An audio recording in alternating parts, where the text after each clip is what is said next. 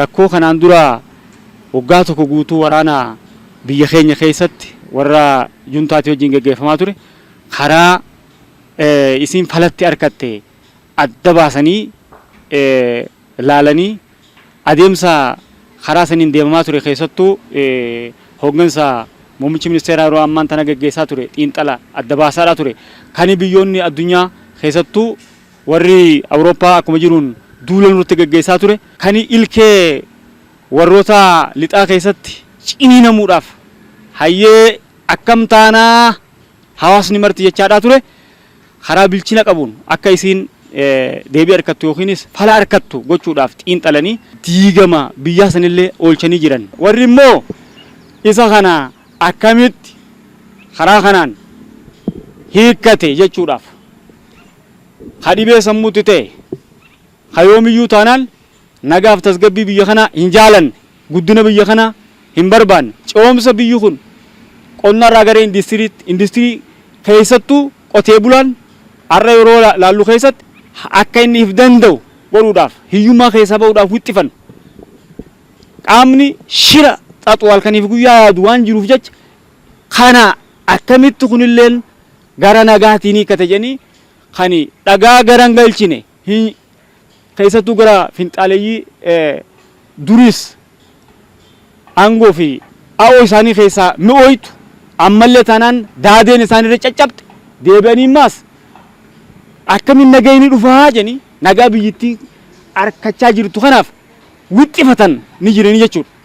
Isaan kanaaf gaafileen isaan kaleessa kaasaa turan isuma kaleessa dabre san sirna nama nyaataa sirna nafxanyaa durii akkasumas keessa kutee finxaaliyyiin ammaas hortee nafxanyootaa san yaaduma san tarkaanfachiisaa akka isaan jiran achi keessatti ifattoonni mul'atu jiraachuudha.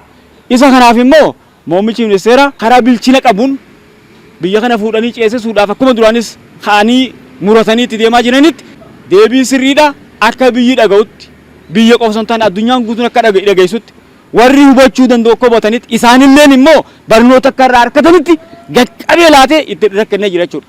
Uummanni itti amanee akka mootummaa isaatii wajjin jiraan afaan tokko ilaalcha tokko eenyummaa tokko nama tokko akkuma fi dur jaansan waan bara dabree sirna dabree san sirna deemaan sirnis kufeemu ni kaa jechuun namni deeyoo ka'eenuma kaa akkasiin jaan sirna deemaan waan sirni deemuun sirni federaalizimiidha eenyuufuu walqixa hin galleeffinsaa malee sirni federaalizimiidha yoomiyyuu ni deebi'a jee yaadu'an.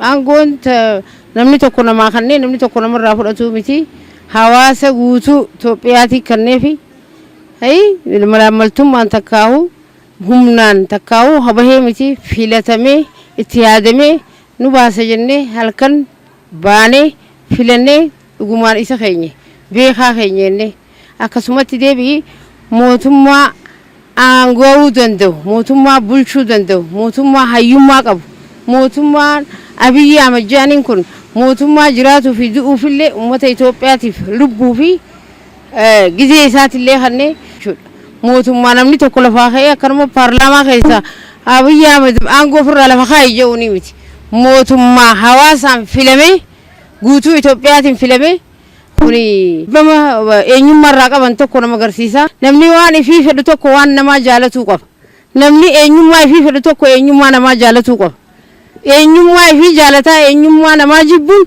haalaan jibbaa nama keessatti uuma maannatii isaatii fi inni maannatiin nama xayyiqa gujoo maannatii isaa gujaalatu maannatii namaa jaalatuu qaba kabajuu qaba kana namni isarraa hayyamee fudhatu hin jiru ifuma dhaggeeffatee haasee daranuu jibbansaa fi tuffiin uf qaban nu hubachiise akki kun haalaan nu diiga malee nu jaaru if deebi'ee if haalaan hin jaa'isaa fi warri isaa wajji jirullee. Duraanis jibbee saba kanaaf ka qaban warni sirna durii leellisan jechuudha.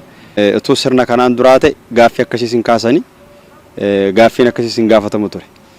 Garuu yeroo ammaa kana mirga qabanii namni waan fedhe gaafachuu danda'a.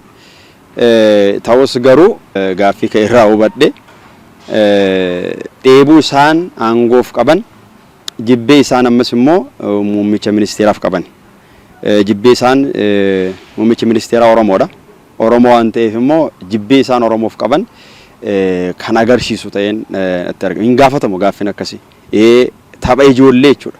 Yoo maangoo nuu gadhiiste gadi jechuun ariifatanii jiru, jarjaranii jiru, aangootti deebi'uudhaaf fedhii qaban, dheebuu qaban. Kanaaf biyyattii keessatti rakkooleen iddoo adda addaatti ka'aa jiran isa kanaan wal qabata jechuudha. Rakkooleen finxaaleeyyiin yookaan immoo warri dheebuu aangoo qaban sirna durii leellisan karaa adda addaa maqaballeessii olola faallaa karaa mootummaan ammatti deemaa jiru kana karaa badhaadhinni qabatee deemaa jiru kana karaa isa diiguun karaa sana faallaa ta'een gusaan socho'an yoo isaan yaada kennan yoo isaan ibsa kennan walitti qabamanii ni argina jechuudha. Kun badhaadhinni akka badhaadhinaatti kaayyoo qabate akka inni galmaan hin geenye dadhabsiisuudhaaf faallaa sanaa hojjechaa akka jiran kun ifadha.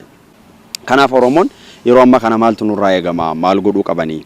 Dhaabbileen siyaasa Oromoo warri laga jiranis warri biyya keessa jiranis tokko ta'ee qindaa'ee karaa nagaadhaan rakkoo uummata kanaaf isa itti qabsaa jirra jedhan sanaaf dhaabbachuu qaba.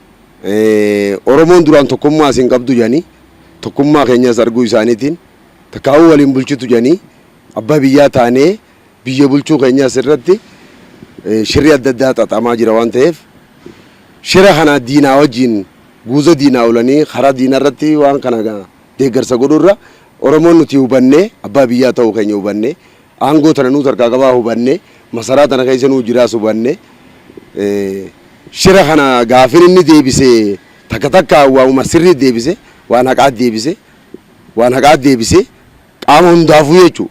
Keenyuma keessoo teenyarraa ka'ee kachi bahee silaa infonqolchina juus qixxuma isaatiin itti deebise. An kaniin jibbuun qabu, kaniin gartee kaasuun qabu, kaniin qubsiisuun qabu hundinuu natti tokko jeen tokko dhugaa. Kanaaf bara amata 150 gabroomne nuti sanuma isinitti deebifnaa fi maqaballeessaa fi takkaa'uu gartee wanni kanaa tadeemtu tun wahuma duraan nu gabroonfataa ture takkaa'uu nu ergataa ture takkaa'uu nu fe'ataa ture santu arrammoo nu jalaa bahanii if danda'anii akka if hin bulchineef laal maqaa balleessuudhaan takkaa'uu shira kanaa dalaguudhaan takkaa'uu abiyyiin Oromoodhaan nu bulchuu hin danda'u isaan walumaanuu fonqolchinee achi deebinaaf. Arrallee birullee nu fonqolchuu hin danda'an. Abiyyiin ilma abbaa gadaati. Ijirra mogga jirra. Nuti if baruus qabna if arguus qabna. Abiyyiin masaraa Oromoo keessaa ol bahee masaraa keessa jiraatuu kan beekuu qabna. Natti jiraa fi naaf itti jiraas adda beekuu qabna. Na ciniinee fi na dhungotellee adda beekuu qabna. Kana beeynee diina sanii qaawwa hannuu hin qabna. Arrallee harkatti deeffachuudhaaf jecha gonni isaan hin seen dhagaan isaan garangalchine hin jiru jechuudha. Ammallee taanaan isuma kalee isaa manaama san abjuu kalee isaa san galmaan galchuudhaaf tattafatan malee waan biroo tokkollee of keessaan qabu garuu kuni gonkuma hin milkaa'u. Akka inni milkooyne immoo argaatii jira qabatamaan hojiidhaan qaamni uummata Oromootiif hin qabsaa uummata Itoophiyaatiif hin qabsaa jee yaadu ergaan nuti qabnuuf ammallee taanaan nagaa fi nagaa qofaatu tokkummaa fi tokkummaa qofaatu uummata Oromoos akkasumas uummata sabaaf sablammii biyya Itoophiyaa keessa jiru baasa waan ta'ee jiruuf jecha gara nagaa koottaati aadaa qabnuun duudhaa qabnuun sirna gadaa kaleessa qabnuun saniin haa hiikkannuu. Duraanuu loluun teenyaa miti toluutu teenyaa gara bal'ina qabna. Finxaaleeyyiin san akkas ta'eef nuti biyya teenya burjaajeessuu hin qabnu, loluu hin qabnu, ollaa keenyaa walitti bu'uu hin qabnu, hawal jaalannu walitti bu'uu hin qabnu, naannummaa walitti bu'uu hin qabnu, sabummaa walitti bu'uu hin qabnu, wal qabannee finxaaleeyyii kana yaada isaa akka galman geenye fashaleessinee kophaa isaan bisuu qabnan jedha. Amma shirri uummata waliin jiru kana uummata nagaa ammoo addaan baasuu wal nyaachisuuf godhamaa jiru nu irratti dammaquun sabaaf sablammiin irratti beeke maaltu jira ise maaliif ka'e dhimmi kun rakkoon yogguu uumamu amantaa fakkaatee yogguu ka'u yogguu saba fakkaatee ka'u maaliif ka'e kan jedhu ilaalle hawwata waloo duraan qabnu jechuudha horata waloo waliin qabnu waan gaarii jechuudha isaan sana cimsine sabaaf sablammiin jaalalaan tokkummaan misooma irratti nageenya irratti waliin hojjechuun isa kanaaf immoo waardiyaa taanii hundi keenya dhaabbachuun wal jaallachuun isa gaarii waliin qabnu sanatti fufsiisuun dirqama jechuudha biyya kanatti fufsiisuudhaaf inni kun dirqama.